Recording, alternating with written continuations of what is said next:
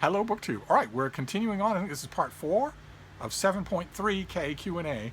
And we are, I think we're going to wrap up with this video. So the next one is IDIC Warrior, another well-known troublemaker. Kind of personal, and if uncomfortable, do feel free to skip.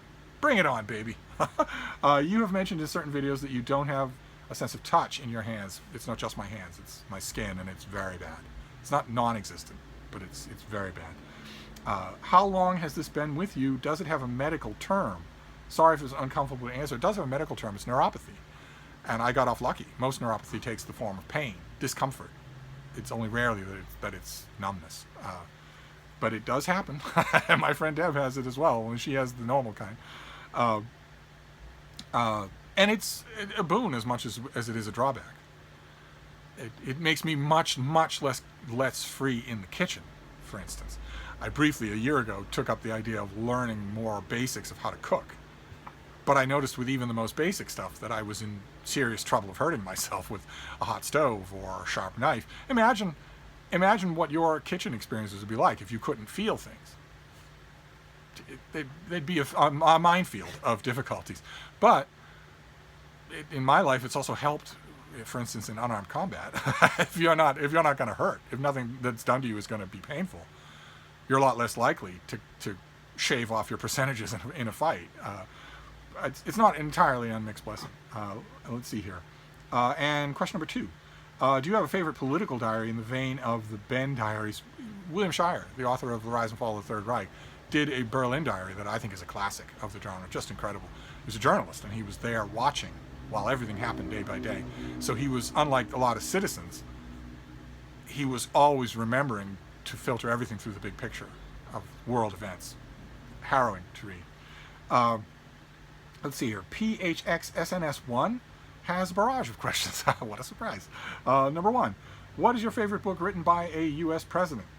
Before, during, or after office, doesn't matter. Well, I know here I should probably say Present Day Problems by William Howard Taft, but I'm gonna probably go with the Diaries of John Quincy Adams. I mean, that counts as a book, and it's far more interesting than anything else that I've read from a president. So that's probably my number 1. Question number 2. You've praised John Quincy Adams' diaries as one of the great American documents. What are some other diaries or journals by Americans you hold in high regard as literature? As a side note, what do you think of Thoreau's journal? Oh my God, that's a whole question on its own. It's a whole video on its own. I mean, journals or diaries by Americans that I hold in high esteem, there are hundreds of them. Thoreau would be one of them, but there are lots and lots of others. I should do that. I should do a journal starter kit, a private journal starter kit, because there are too many to pick and choose. And let's see here. Question number 3. Thoughts on a couple of big history series. Robert Caro's The Years of Lyndon Johnson. It's an excellent series. I wish he'd lived to finish it. It's a terrible shame. I don't know. Maybe his notes can be cobbled together into the final volume. We shall see. Brandon Sanderson will be busy finishing Song of Ice and Fire, but somebody will be available to write the final Johnson biography. If only the author hadn't been on such an ego trip. If only the author hadn't been so sold on his own celebrity. If only the author hadn't buckled down 15 years ago and written the final volume instead of breaking it up. Well, I have to travel to Vietnam. I have to walk over every inch. But sir, aren't you 160? Well, yeah, but terrible shame. Yeah, terrible shame. But I love it. The books that he wrote, that he was able to write while he was alive, I loved. And Taylor Branch's America in the King Years. It's a great series. Totally absorbing to read, too. Just a great reading experience. And question number 4, do you have a favorite candy? Do Mega Stuffed Oreos count as a favorite candy? I don't see why they wouldn't count. There certainly aren't anything else. Then they would be my favorite, Mega Stuffed Oreos. And I say that with a pang of longing, because the shop where I live does not have Mega Stuffed Oreos. They don't have them. And the guy behind the counter, he's got enough to worry about without a picky customer saying, could you order those for me? I don't go to the grocery store during a pandemic, and so I've had to do without Mega Stuffed Oreos, except when 1 or 2 of you go to the post office and mail me some, which is an extravagant thing to ask. So it's a little wistfully that I say Mega Stuffed Oreos. Then let's see here. Romel Martinez says, "Who is your favorite member of the Legion of Superheroes? My beloved Legion of Superheroes, a superhero team set 1,000 years in the future. All muscular teenagers, all the time. They're all from a whole bunch of different worlds." And I know you're expecting me to say Matter Eater Lad, because like Matter Eater Lad, I can eat anything that I find on the sidewalk and suffer no metabolic damages from it. I am renowned in my old Barnes & Noble. I used to tell the employees, if you have some food that you're not going to finish, save it for me. And they would say, "Oh, should I put your name on it in the refrigerator?" And I'd say, "No, I didn't say put it in the refrigerator. Just stuff it in my locker."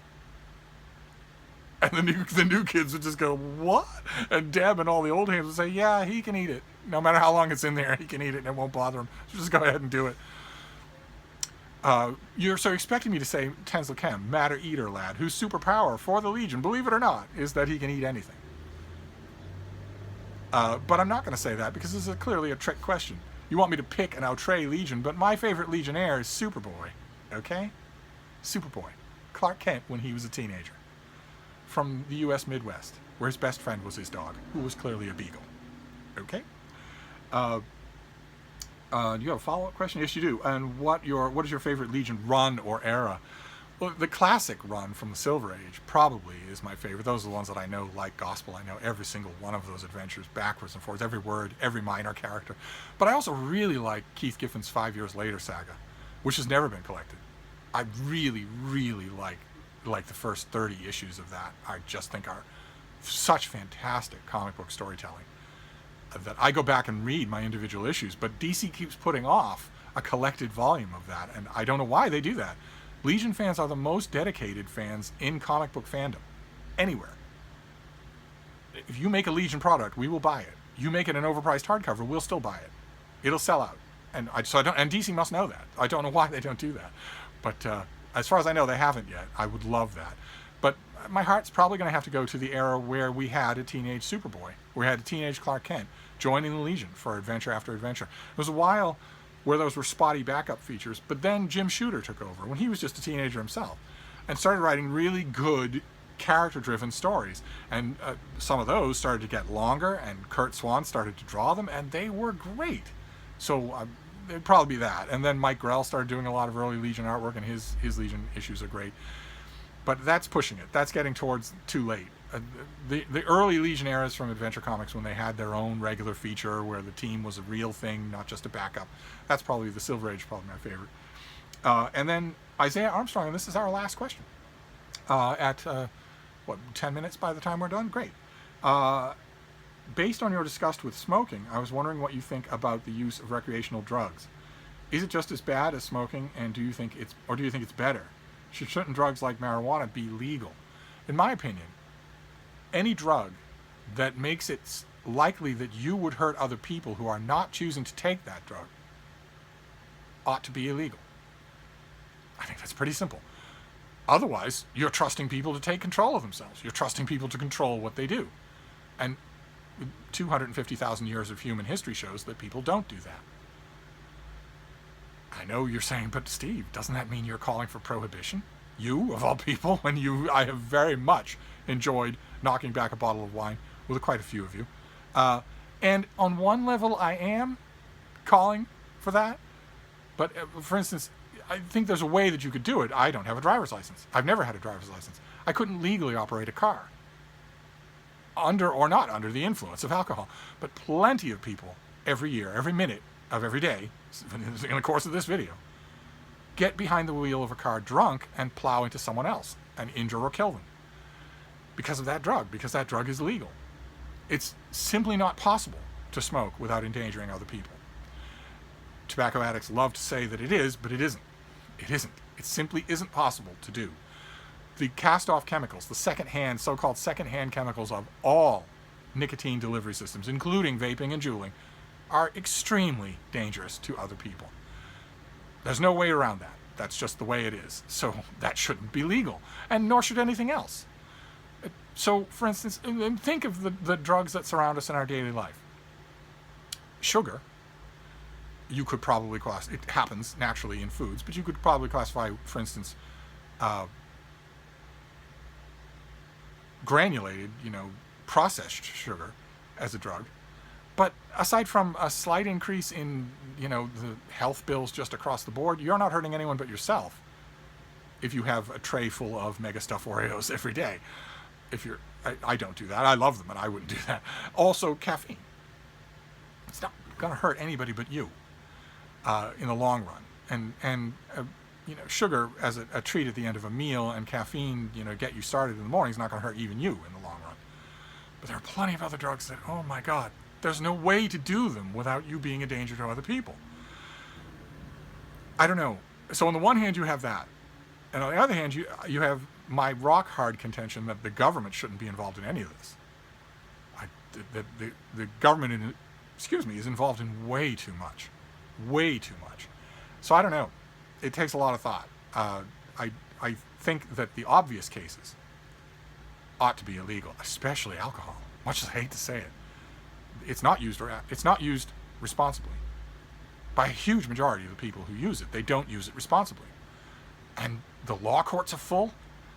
The morgues are full because of that. The cause of and solution to all of our problems, as the Simpsons put it.